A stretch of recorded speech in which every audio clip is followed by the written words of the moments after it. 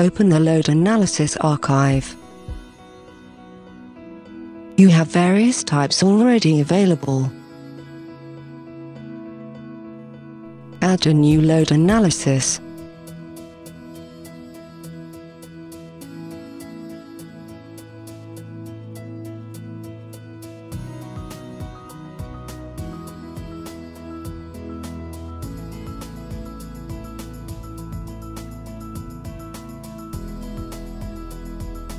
Specify if there is a snow load.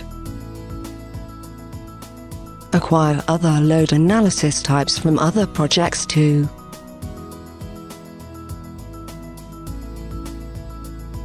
Assign the defined load analysis to the element.